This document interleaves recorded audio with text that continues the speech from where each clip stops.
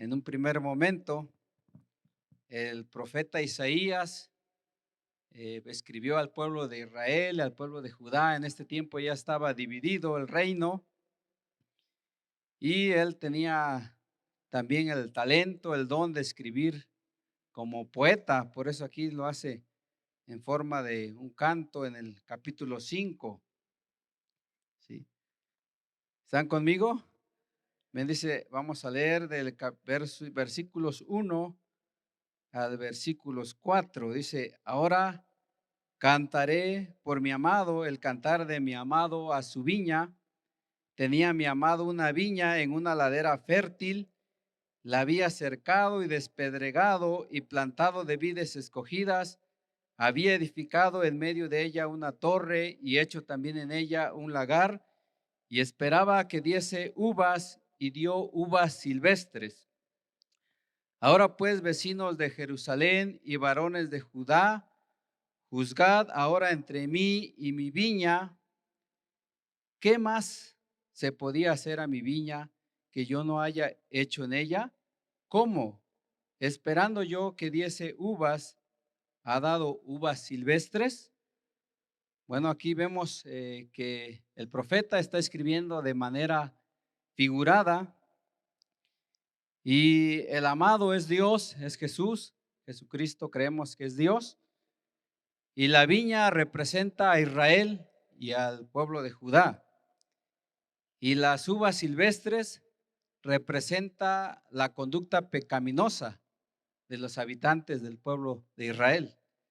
Y está hablando Dios a través del profeta Isaías y dice: yo planté una viña, tuve mucho cuidado, la despedregué, la cerqué, hasta puse una torre para vigilar y cuidarla de los animales que entran a comerse a las uvas, y también un lagar donde se pueda cosechar el vino. Pero a pesar de todo ese cuidado amoroso, ese cuidado tierno que tuvo Dios para con su pueblo escogido, que había fundado a través del patriarca Abraham, y después liberados de la esclavitud en Egipto y introducirlos a la tierra prometida, y después, a petición de ellos, colocar a un rey, y estuvieron siendo gobernados bajo la dirección de David, de Salomón. Y este pueblo en este tiempo ya no hacía caso de las leyes, de todo lo que Dios les había dado su amor, su misericordia, su palabra. Pero en este tiempo el pueblo se estaba rebelando, y es que esa es la raíz del conflicto en todos los ámbitos, en todo lugar, sea en el trabajo, en la familia, en la iglesia. La raíz de los conflictos, del problema, es la rebelión. Y este pueblo es lo que estaba haciendo, ya no estaba obedeciendo, sino que estaba siendo influenciado por las naciones paganas de ese tiempo. Y ya no adoraba a Dios como él lo pedía. Y por eso él declara lo que sigue diciendo en el versículo 5 al 7, dice: os mostraré pues ahora lo que haré yo a mi viña. Le quitaré su vallado y será consumida, aportillaré su cerca y será hollada, haré que quede desierta, no será podada ni cavada, y crecerán el cardo y los espinos, y aún a las nubes mandaré que no derramen lluvia sobre ella. Ciertamente la viña de Jehová de los ejércitos es la casa de Israel, y los hombres de Judá planta deliciosa suya. Esperaba juicio, y he aquí vileza; justicia, y he aquí clamor. A pesar de todas las bendiciones, de todos los beneficios, de todo lo que Dios había hecho por su pueblo, Dios no vio los resultados que él esperaba. En lugar de que practicaran la justicia, dice que cometían pecado, cometían vileza. Y a veces así también en la obra, platicaba con uno de los obreros que salen a las comunidades, y dice: pues ya hemos ido algunos años, me costó para que me aceptaran allá los hermanos, y les enseñamos, pero a veces parece que a pesar del consejo, a pesar de la enseñanza que se les da, los hermanos o alguna familia hace lo contrario a lo que dice la voluntad de Dios. Y eso a veces trae desánimo, trae decepción, trae desilusión. Y así también estaba el corazón de Dios. Estaba dolido porque su pueblo amado no le agradaba, no le obedecía como él lo pedía. Y más adelante está señalado, por eso pronuncia los hay. Son varios hay que indican un dolor. El corazón de Dios está dolorido por la conducta de su pueblo.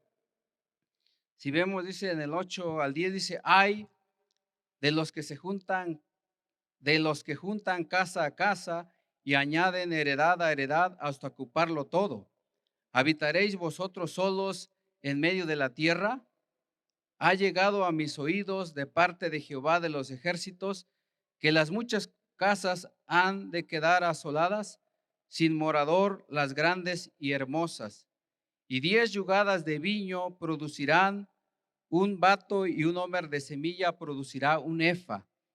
Aquí tenemos el primer ay de Dios contra el pecado de la codicia, contra el pecado del materialismo, porque está diciendo que los ricos estaban oprimiendo a los pobres y se estaban atesorando para sí muchas propiedades, como casas, terrenos, y Dios le dice, ¿qué caso tienen que acumulen todo eso si ya va a venir el día del juicio, el día en que sea destruido? Y también todos sus terrenos ya no van a producir lo que cosechaban antes, a pesar de sembrar bastantes en su viña, bastantes hectáreas, solamente van a cosechar pocos litros. O en sus semillas solamente van a cosechar un porcentaje mínimo. Y ese es el primer pecado que Dios está condenando, la codicia y el materialismo. Después en el 11 y 12 dice, hay de los que se levantan de mañana para seguir la embriaguez, que se están hasta la noche, hasta que el vino los enciende. Y en sus banquetes hay arpas, vihuelas, tamboriles, flautas y vino, y no miran la obra de Jehová, ni consideran la obra de sus manos. Aquí los está acusando de que ellos están abusando de lo que Dios les había dado, las abundantes cosechas de uva, pero ellos utilizaban el vino. No solo se tomaban el vino fresco, sino que algunos se fermentaban, entonces se convertía en licor y ya los emborrachaban. Entonces ellos abusaban y se embriagaban, dice, hasta de día y de noche, de tal manera que ya no tenían respeto por las personas. Y es que cuando no estamos bien en nuestra relación con Dios, también vamos a dañar a los demás. Y seguimos leyendo en el versículo 18, el otro ay, dice, ay de los que traen la iniquidad con cuerdas de vanidad y el pecado como con coyundas de carreta, los cuales dicen, venga ya, apresúrese su obra y veamos, acérquese y venga el consejo del Santo de Israel para que lo sepamos. Aquí el otro ay es contra el escepticismo, porque a pesar de que ya les estaban profetizando que iban a ser castigados, ellos no creían. Decía, pues que ya suceda, queremos verlo, a ver si es realidad. Y después en el 20 dice, hay de los que a lo malo dicen bueno y a lo bueno malo, que hacen de la luz tinieblas y de las tinieblas luz, que ponen lo amargo por dulce y lo dulce por amargo. Ahí es contra la inmoralidad. Estaban confundiendo las normas morales y a lo bueno le llaman malo y a lo malo bueno, ¿sí? Como sucede en estos tiempos, ¿sí? O a veces yo estaba en un convivio y un compañero llevó una botellita de curado y le dicen, pruébenlo, dice, porque está muy bueno, dice, está muy bueno, se lo recomiendo, dice, ya lo estaban sirviendo el vasito a cada uno de los compañeros. Dice, si tú no quieres, pues no lo aceptamos, pero desde donde yo estaba sentado se percibía el olor de alcohol, ¿sí? Que lastima la nariz. Entonces, en el mundo, la gente le llama a lo bueno, le llama a lo malo, le llama bueno, ¿no?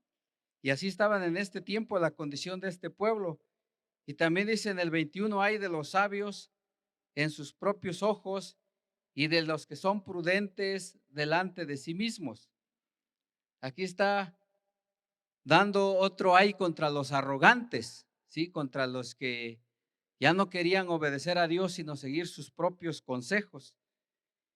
Y después está diciendo otro ay contra la corrupción en el versículo 22 y 23. Dice, ay de los que son valientes para beber vino y hombres fuertes para mezclar bebida, los que justifican al impío mediante cohecho y al justo quitan su derecho. Aún los líderes, los que eran encargados de impartir la justicia, ya se estaban corrompiendo porque aceptaban el soborno. Entonces, esta era la condición del pueblo de Israel en este tiempo, y Dios no estaba ya tolerando más estos pecados, porque algunas personas piensan, como Dios es amor, pues Dios perdona todos los pecados, pero también Dios es justo.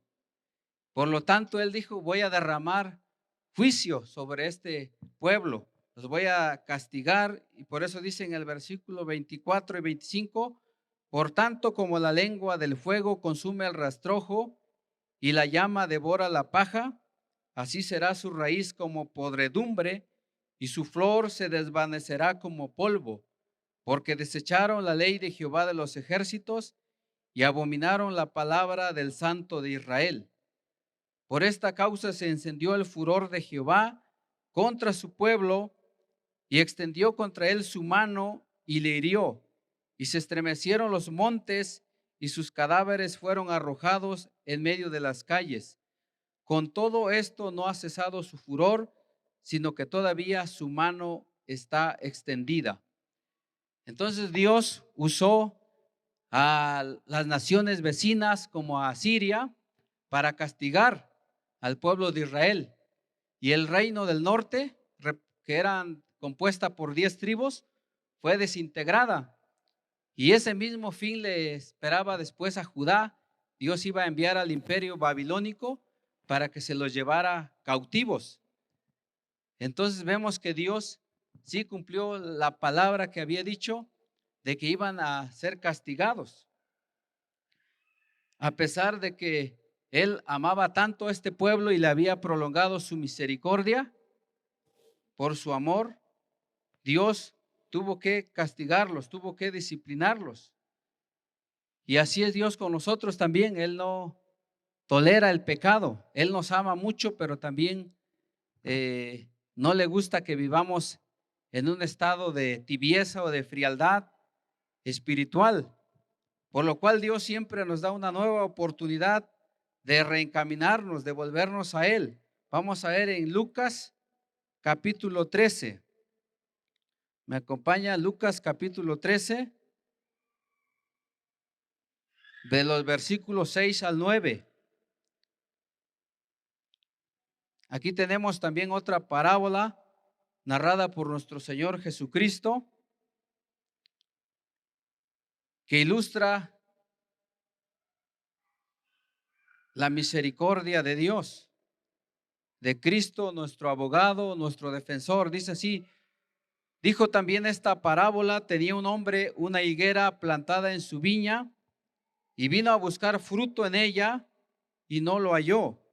Y dijo al viñador: he aquí, hace 3 años que vengo a buscar fruto en esta higuera y no lo hallo.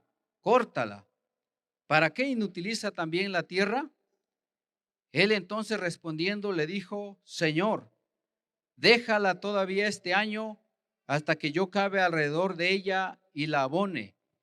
Y si diere fruto, bien, y si no, la cortarás después. La viña representa al pueblo de Israel, pero también puede aplicarse de manera individual.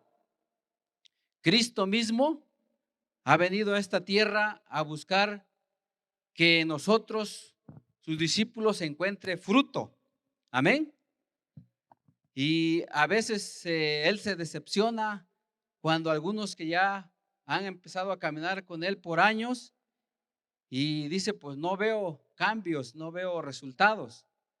Pero Dios es tan misericordioso que aún nos da una nueva oportunidad. Ya estamos por arribar en un año nuevo, en las vísperas de este año 2023.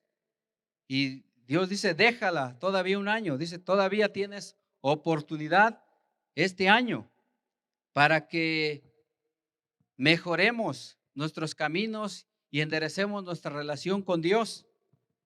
Porque si nuestra relación con Dios está bien, todo lo demás que gira alrededor, nuestra relación con la familia, con la iglesia, con el mundo, va a estar bien de acuerdo a la voluntad de Dios. Amén. Entonces, dice, dale todavía, como decimos comúnmente, dale chance todavía este año. Sí, dale oportunidad. Quizás a veces nos desanimamos, como decía hace un rato, con alguna familia, con algún hermano, alguna persona en la viña, en el pueblo de Dios, que no vemos cambios, pero Dios dice, todavía puedes darle oportunidad para que Él siga siendo instruido en la palabra y siga caminando con Dios. ¿Sí? Podemos seguir, así como Cristo intercede por nosotros y nos da cada día una nueva oportunidad, porque sus misericordias son nuevas cada mañana, así también nosotros podemos seguir instruyendo la palabra y podemos seguir orando por el pueblo de Dios. Amén. Eso quiere decir que podemos cavar y abonar a esa planta para que pueda tener la oportunidad de dar fruto. En este caso está hablando de una higuera, ¿no? Para que dé un buen higo. Y vamos a ver cómo Dios nos puede dar esa oportunidad en el Juan capítulo 15. Juan capítulo 15. Voy a leer de los versos 1 al 7. Dice, yo soy la vid verdadera y mi Padre es el labrador. Todo pámpano que en mí no lleva fruto, lo quitará. Y todo aquel que lleva fruto, lo limpiará para que lleve más fruto. Ya vosotros estáis limpios por la palabra que os he hablado. Permaneced en mí y yo en vosotros. Como el pámpano no puede llevar fruto por sí mismos si no permanece en la vid, así también vosotros si no permanecéis en mí. Yo soy la vid, vosotros los pámpanos. El que permanece en mí y yo en él, éste lleva mucho fruto, porque separados de mí, nada podéis hacer. El que en mí no permanece será echado fuera como pámpano y se secará, y lo recogen y los echan en el fuego y arden. Si permanecéis en mí y mis palabras permanecen en vosotros, pedid todo lo que queréis y os será hecho. Nuestro Señor Jesucristo dijo estas palabras a sus discípulos cuando ya estaba terminando su ministerio. Habían comido la cena pascual y Él ya se estaba despidiendo y les habla con mucho amor y les dice, hijitos, yo ya estoy dispuesto para ir a cumplir el propósito para el cual vine, pero Él les da esta enseñanza y les dice que el Padre, Dios, es el labrador. Él siempre tiene cuidado de su pueblo, de su viña, y que la vid representa a Jesús. Él es la vid verdadera. Ni los del pueblo de Israel ni los líderes cumplieron con ese propósito que tenían, pero Él sí es la vid verdadera. Y los pámpanos representa a los discípulos. Los pámpanos son las ramas tiernas de la planta, de la vid. Y dice que los que permanecen en Él van a dar fruto, pero los que Únicamente dice que están quizás unidos a Él, pero de manera superficial. Puede representar a los creyentes nominales o a los creyentes carnales que solamente son de nombre cristianos, que vienen a la iglesia o dice yo soy asambleísta, yo soy bautista, yo soy nazareno, de diferente denominación, pero no está arraigado en la vid.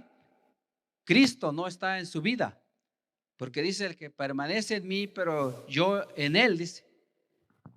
Significa que es el que está arraigado en la palabra de Dios, ¿sí? No solamente de profesión, no solamente porque lo dice con su boca, sino que está realmente nutrido de Cristo. Se ha convertido, ha nacido de nuevo y ahora está unido, está relacionado con Cristo. Y por consecuencia de esa unión vital puede dar buen fruto, ¿sí? Buen fruto. No como las uvas que estaba dando el pueblo de Israel. Les llama que ellos estaban produciendo uvas silvestres, dice. Las uvas silvestres dice que son amargas, son ácidas, son agrias, no se pueden comer, ¿sí? Y a diferencia de las uvas dulces. Entonces, el buen discípulo de Cristo sí puede producir buen fruto mientras mantiene esa buena relación con Dios. Y eso lo va a llevar a amar también a los demás, como vamos a leer en el versículo 8, dice, en esto es glorificado mi Padre, en que llevéis mucho fruto y seáis así mis discípulos. Como el Padre me ha amado, así también yo os he amado. Permaneced en mi amor. Si guardareis mis mandamientos, permaneceréis en mi amor, así como yo he guardado los mandamientos de mi Padre y permanezco en su amor. Estas cosas os he hablado para que mi gozo esté en vosotros y vuestro gozo sea cumplido. Este es mi mandamiento, que os améis unos a otros como yo os he amado. Dios nos pide que amemos a los demás, dice, pero Él ha dado el ejemplo.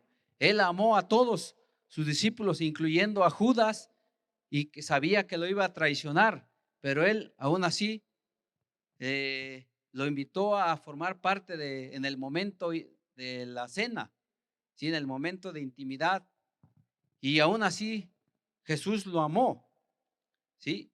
Y así ese tipo de amor es el que pide para nosotros los cristianos hoy en día. El amor es el antídoto para el egoísmo, porque el amor natural, el amor humano es egoísta. Amamos a los demás si nos caen bien o si nos hacen un favor, le devolvemos el favor. O si nos dan, pues le vamos a corresponder también de la misma manera. Pero el amor que está diciendo aquí Jesús, dice, es el que debemos de dar así como yo los he amado, dice. Está hablando de un tipo de amor sacrificial, un tipo de amor que va más allá del interés de ver qué ganancia o qué beneficio obtengo yo de esa relación. Entonces, es un amor genuino, es un amor puro, porque no está esperando nada a cambio, sino se da a sí mismo. Pero ese amor solamente proviene cuando estamos conectados a la vid, que es Cristo. Amén. Por eso continúa diciendo en el versículo 13 al 17, dice, nadie tiene mayor amor que este, que uno ponga su vida por sus amigos. Vosotros sois mis amigos y hacéis lo que yo os mando. Ya no os llamaré siervos, porque el siervo no sabe lo que hace su señor, pero os he llamado amigos, porque todas las cosas que oí de mi Padre os las he dado a conocer. No me elegisteis vosotros a mí, sino que yo os elegí a vosotros y os he puesto para que vayáis y llevéis fruto y vuestro fruto permanezca, para que todo lo que pidiereis al Padre en mi nombre, Él os lo dé. Esto os mando, que os améis unos a otros. Entonces, mientras mantengamos nuestra comunión con Cristo, esa relación va a aumentar de nivel a tal punto que Dios dice ya nos va a ver como sus amigos, ya no solamente como siervos, sino vamos a ser amigos de Él, así como Abraham era considerado el amigo de Dios. Y Dios, cada vez que iba a hacer algo, decía, pues se lo tengo que decir a Abraham, no se lo voy a encubrir, no se lo voy a ocultar. Entonces Dios nos va a ir revelando mientras mantengamos ese nivel de relación y sea cada vez más estrecha, de tal manera que así como Él nos habla en su palabra, también nosotros vamos a orar de acuerdo a su palabra, de acuerdo a su voluntad. Por eso dice, todo lo que pidan en mi nombre, yo se los voy a dar, porque no vamos a orar solamente buscando lo nuestro o el beneficio de los demás, sino pidiendo que Dios cumpla su voluntad. Amén. Bueno, seguimos en del versículo 18 al 27, dice, si el mundo os aborrece, sabed que a mí me ha aborrecido antes que a vosotros. Si fuerais del mundo, el mundo amaría lo suyo, pero porque no sois del mundo, antes yo os elegí del mundo, por eso el mundo os aborrece. Acordaos de la palabra que yo os he dicho, el siervo no es mayor que su señor. Si a mí me han perseguido, también a vosotros os perseguirán. Si han guardado mi palabra, también guardarán la vuestra. Mas todo esto os harán por causa de mi nombre, porque no conocen al que me ha enviado. Si yo no hubiera venido ni les hubiera hablado, no tendrían pecado, pero ahora no tienen excusa por su pecado. El que me aborrece a mí, también a mi Padre aborrece. Si yo no hubiese hecho entre ellos obras que ninguno otro ha hecho, no tendrían pecado, pero ahora han visto y han aborrecido a mí y a mi Padre. Pero esto es para que se cumpla la palabra que está escrita en su ley, sin causa me aborrecieron. Pero cuando venga el Consolador, a quien yo os enviaré del Padre, el Espíritu de verdad, el cual procede del Padre, Él dará testimonio acerca de mí, y vosotros daréis testimonio también, porque habéis estado conmigo desde el principio. Entonces, lo primero que vemos en este pasaje es que si mantenemos nuestra buena relación con Dios, si estamos conectados como pámpano, como esa rama a la vid, vamos a dar un buen fruto y un fruto que permanece. Vamos, y aún mucho fruto, dice. Pero mientras vamos dando testimonio de Cristo y vamos dando testimonio de la palabra de Dios, para el mundo no le va a agradar, porque dice, si a mí me persiguieron, a ustedes también los van a perseguir. ¿Sí? Entonces, ahora que estamos casi por finalizar el año, podemos autoevaluarnos cómo está nuestra relación con Dios. ¿Sí? ¿Cómo estamos conectados con Dios? ¿Sí? ¿Hace qué tiempo que yo leo su palabra? Si hay una anécdota de que a un pastor lo invitaron a comer, a cenar, y ya después de la cena, la esposa a lavar los platos no encontraba la cuchara. ¿Sí? ¿Dónde está la cuchara? ¿Qué pasó con la cuchara que usó el pastor? Y el pastor la había guardado dentro de la Biblia. Y, y ya después la esposa estaba muy enojada, quejándose con su esposo. Oye, esa cuchara era de las buenas, era de las finas, le dimos la mejor al pastor. Y pasó el tiempo y al siguiente año volvió a ir el pastor y, y dice, ahí ya no se contuvo la mujer. Dice, ¿qué pasó, pastor? Desde que usted vino, dice, a cenar con nosotros, se desapareció la cuchara. Y entonces el pastor le dijo, a ver, préstame tu Biblia. Y entonces ya fue, abrió la Biblia y ahí estaba la cuchara. Entonces ahí se dio cuenta el pastor, ¿a poco ya tiene un año que no has leído las escrituras? ¿No? Un año que no has leído la Biblia. Entonces Dios nos está diciendo hoy, ¿hace cuánto tiempo que abrimos la Biblia? Si la Biblia sigue teniendo el poder y la eficacia para limpiar nuestros corazones, amén. Pero si no nos exponemos a la palabra, si no venimos a meditarla, entonces no estamos cultivando nuestra relación con Dios. Y aún más, ¿hace cuánto tiempo te levantaste temprano a buscar el rostro de Dios, a orar y a buscarle? No solamente cuando necesitabas de Él, necesitabas un favor o que te ayudara en la solución de un problema. Dios pide que todos los días, los 365 días de la semana o los 24/7, como dicen algunos, vengamos a leer su palabra. Amén. Y que también así como Él nos habla, vamos a permanecer en Él, pero Él dice, yo en ti. Él va a permanecer en nosotros a través de su palabra, pero permanece en mí y yo en Él. O sea, yo debo de cultivar mi relación con Él a través de la oración para estar en el centro de su perfecta voluntad. Amén. Y de esa manera, pues Dios nos va a dar su amor, ese amor que soporta todo, ¿sí? El amor que todo lo sufre, que todo lo espera para con la iglesia, ¿sí? Ese nos va a capacitar para poder amar a todos. Amén. Y eso le va a producir gozo a Dios y así vamos a tener paz con la iglesia, con nuestros hermanos y también con el mundo, aunque el mundo nos va a aborrecer, dice, aunque nosotros le amemos y le hagamos bien por causa del buen testimonio, al mundo no le va a agradar, ¿sí? A los que no son creyentes, siempre sea en el trabajo o entre los vecinos, vamos a sufrir persecución, nos van a criticar, se van a burlar de nosotros, pero esa es una buena señal de que estamos teniendo una buena relación con Dios, ¿no? Entonces, en este fin de año podemos preguntarnos y autoevaluarnos, es decir, ¿cómo está mi relación con Dios? ¿Sí? ¿Cómo?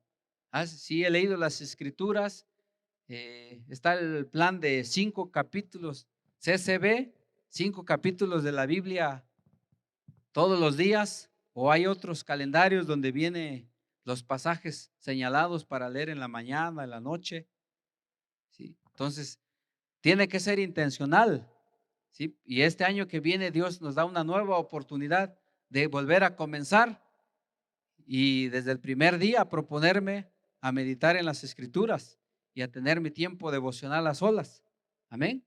Pero también cómo está mi relación con la iglesia, ¿sí? A qué familia he visitado o a qué hermano lo he apoyado en su situación. Dios nos quiere dar una nueva oportunidad ahora que estamos por comenzar. Y con el mundo también podemos evaluar nuestra relación con los que no son creyentes.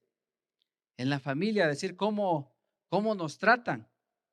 Una señal que les decía a los hermanos es si nos tratan bien, si como que hacemos que no pasa nada, que todo está bien, es una mala señal, porque aquí está diciendo Jesucristo que a nosotros, a los cristianos, nos van a aborrecer, dice. Si no, no le vamos a simpatizar.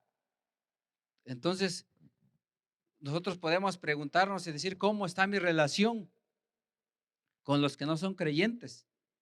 ¿Cómo está? Si decimos que todo marcha bien, que no hay ningún conflicto, es una falsa señal porque indica entonces que nuestro nivel espiritual está enfriándose. Necesitamos otra vez estar conectados a Cristo para dar buen fruto, porque dice la Escritura que por los frutos vamos a conocer a los que son sus discípulos. Amén, hermanos. Bien, bueno, los invito en esta tarde a ponernos en pie. Vamos a orar a Dios, que Él siga teniendo misericordia de nosotros. No queremos ser cortados, como dice aquí, ¿no? Dice en otro pasaje de la Escritura, ya el hacha está puesta a la raíz de los árboles, y todo árbol que no da buen fruto será cortado. ¿Quiénes quieren ser cortados, separados de la presencia de Dios? Yo creo que nadie, ¿verdad? Todos queremos seguir conectados, unidos a nuestro Dios. Amén.